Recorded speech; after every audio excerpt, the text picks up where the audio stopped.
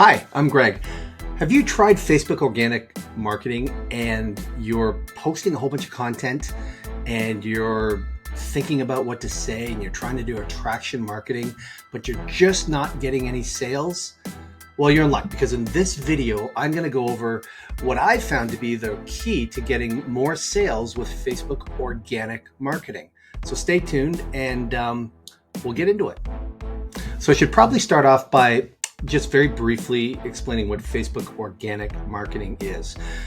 Any kind of organic marketing means you're getting traffic on the online naturally. Traffic, of course, if you didn't know, refers to the eyeballs that are seeing your content. Now, of course, there's lots of ways to do this. One of the ways is to, post a blog, and that can take, Google could pick that up right away, or it could take 6 months until Google sees it. And then, of course, it gains momentum. So that takes a while. You could post a YouTube video, and depending on how you title it, how interested people are, they might see that right away. But one of the quickest ways to get paid online is through high ticket affiliate marketing. High ticket usually means that your commission paid when you sell something is at least $500 or more. And then one of the best ways to reach the people who might want to buy that is through Facebook. Facebook's a great platform. We all have our frustrations with it. But one of the best things about Facebook organic is that there are billions of people on Facebook, and they kind of self-identify the kind of things that you might be interested in. So one really great way is something that's referred to as Facebook organic marketing, or in other words, you're reaching out to people who you think might be interested in what it is that you're promoting, and then getting to know them a little bit. And at the right time, if they seem to be qualified, you let them have a look at what it is that you're showing. Now, a lot of people do Hey there, I was just editing this video and I realized I kind of tripped over what I was trying to say there. What I was trying to say is a lot of people are reluctant to do this outreach because, carry on, Greg. Because they don't like the idea of being a salesperson. They don't want to be pushy, because we've all been on the receiving end of that. We've all had people who we don't know reach out to us on Facebook, and bam, before you know it, there's a link to get you to look at. Now, if lightning strikes and you happen to be looking for what they're selling and you have a high level of need and interest, well, then maybe you'll check it out. But we all know that that's highly unlikely. So you have to have a little bit of a relationship developed first. Now, what a lot of organic marketers do, and I know that I've seen this in a lot of the organic marketing people that I know, are posting regularly. The whole idea is to post a lot of content, good stuff that reveals who you are as a person, shows that you're a person of integrity, that you know what you're talking about. And of course, the intention is to build up your know, like, and trust factor. And that's very important. But I find that most organic marketing people have been doing that for a long time without getting any high ticket sales. I know of many people who are showing that they're very successful online, but they're not making any actual high ticket sales. They might be making the odd low ticket sale, and that makes them feel good, and that's certainly better than nothing. But the high ticket sales, where they're going to get the $500 in a payday, or $1,000, or in the case of the one that I'm working with right now, $1,400 US is what the commission is for one sale. A lot of people are just missing that. And I think a lot of them are scratching their heads and saying, how am I doing this? What's wrong? Why is this guy, meaning me, getting so many sales when I'm posting far more often than he is? And that's absolutely true. If you happen to go to my Facebook page, and I'll put the link below on this video, you can check it out if you want, you'll see that I don't post a ton of content about organic marketing, which kind of flies in the face of what you're taught to do. So what is it?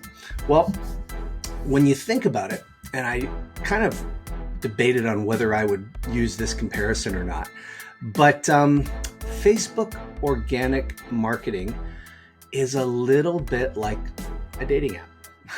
When you think about it, you have only so much, we'll call it bandwidth, in order to be able to talk to somebody at the beginning. Now, here's what I mean by that. We've all had that experience of a stranger reaching out to us online and then asking us right away if we're ready to buy what they're selling. And I don't have any stats, but I know just anecdotally I rarely am interested in something like that. Now, if somebody that I know a little bit better, who I know knows about me a little bit and kind of knows a little bit about my story, reaches out to me and says, you know what?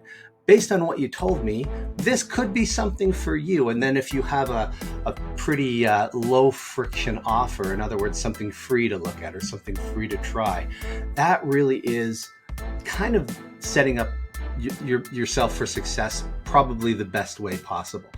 So what does it take? When you think about it, if somebody reaches out to you on a dating app, I mean, I know that there are those dating apps that, get right to it. But I mean, for most reasonable people who want to meet somebody and get to know a quality person, you really are kind of restricted by the kind of conversations you can have right off the jump. You don't really want to go, oh, hi, nice to meet you. Here's my life story. That can send the wrong kind of signals and send a perfectly decent person running, and who's to blame them? So you sort of have this, what I refer to as like limited bandwidth of the kinds of conversations that you can have. So you ask them a little bit about their situation, and you share a little bit about your own situation, and then you maybe ask a little bit more, and you kind of lead them until you maybe you get to the next step, which may be a phone call or something. And now this video is not about online dating, but the comparisons for Facebook organic marketing are really, really close. So when the way organic marketing works is, of course, you reach out to these perfectly unknown people and you try to explain why it is you're reaching out to them. Maybe you don't. Maybe you just set up your Facebook profile so if anybody looks at it, they can tell what it is you're into. So that's fine. So you create some new friends. Now you need to start a conversation with them. And this is the part that I think most organic marketers get stuck on, because they know that they have to kind of develop a bit of a relationship with people. And I think to many people that feels a little bit disingenuous, because in the real world, when you develop a relationship with somebody, you probably kind of want to see them over again and to be friendly with them. And I'm not just talking about dating, just friendships. On Facebook, well, you know that they are kind of your prospect, and you kind of have to see Facebook as not just a place where your in real life friends are going to share funny memes and pictures of their kids and things like that and holidays, but Facebook is actually a pretty fantastic business tool to do outreach, and that's what you have to get your head around. So there's that. So now you need to start talking to these people on the regular basis. But the thing is you understand you don't want to just throw a link at them, because that doesn't work. So maybe it doesn't really feel right to start finding out about them. But I think the people who are successful in organic marketing understand that not every single person you talk to is going to be a prospect. And you have to invest some time in everybody so that the good prospects can identify themselves. And at no point are you forcing anybody or putting them in a headlock and getting them to do something they don't want to do. As long as you're ethical, you can think of what to say, you can bring them along. When you think about it, there's probably been times in your life when you've wanted to buy something and you just needed the right person to come along and relate with you, and you could say, yes, I understand. You understand me because you've had these experiences, and I think that I'm having similar experiences, and you found a solution. I'd like to know what that solution is. So if you see yourself as someone who's solving problems, then I think you'll go a lot further, because here's what happens. Here's where the friction part is. It is tough to have those same conversations over and over and over again. You really only need to say the same certain things over again, but that can be quite boring and repetitive. And if you've been in this situation, I'm going to guess that you've probably started more Facebook Messenger conversations than you've completed. And there's probably been people who could have worked out to be a good prospect for you, but because you didn't feel like getting online and talking to them again, you didn't want to bother them, you didn't want to chase them, you figured you would let your good content do all the work. You figured that you would just post really relevant stuff in your feed, and then they would then see how great the stuff you're posting is, and they'd raise their hands and they'd come and say, oh, geez, tell me about that. And that is a technique that you can use, but how's it working out for you?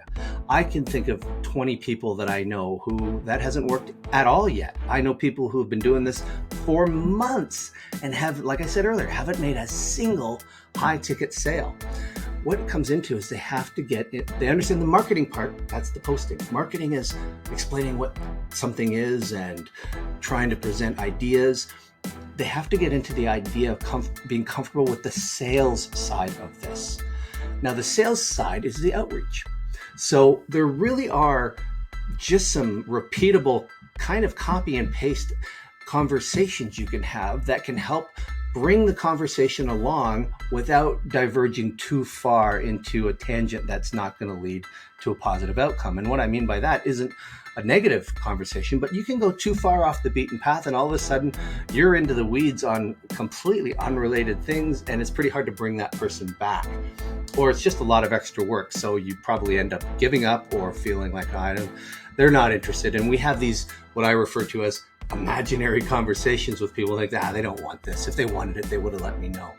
So what I've done is I've created a bunch of very similar conversations that I want to use over and over and over again.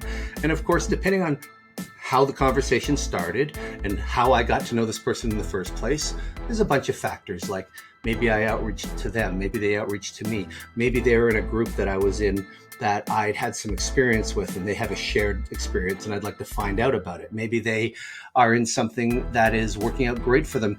Maybe they're like some of those people I was referring to earlier, who they're in something, but they're not really seeing any success yet.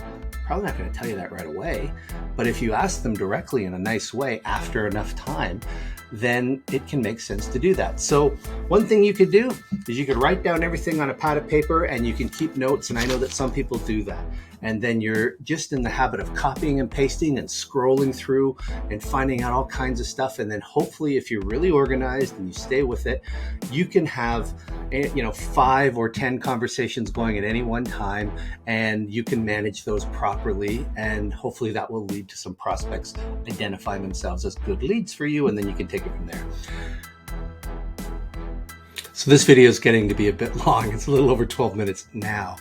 And while I'd originally intended to get into showing you the tool that I use, I think what I'm going to do is just end this video now, but I want to summarize, and I'll put a link to the next video that goes over the tool right here in this video. But just remember, posting is not enough. Outreach is the key. In fact, if you had to choose one or the other, outreach is more important than posting. I don't post that much, but I'm making a lot of sales. So you have to remember, as you reach out to these people, build rapport with them. Ask them about their story. Find out why they're looking for whatever it is they're looking for. If you're a real estate agent and you are reaching out to people, find out about the property they want, the towns, the type of home they're looking for, the neighborhoods, etc.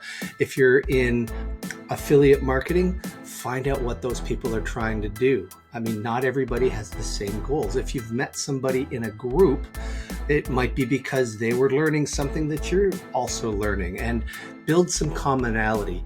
Ask their story, share with them what your story is. And these things can be all copied and pasted down to little snippets that will move the story and the relationship along. And then once you've built enough rapport and you've worked out that maybe what you're doing would work out for them, then have no fear in recommending that the opportunity is real and share it with them. As long as you feel good about what you're doing, there's no reason to avoid doing that. It's especially helpful if you have some kind of a funnel, some sort of an entry point, which can let them be interested and check things out. But that's another matter. The group that I work with, the affiliate family, there'll be a link underneath to let you see how it works if you're not already involved with that, is great because they have a 5-day challenge that's completely free. And yet it lets you see what it's all about. So you don't have to pay anything to find out if it's right for you or not, which is pretty remarkable when you think about it. And they also have a team that helps you sell, but that's not what this video is about.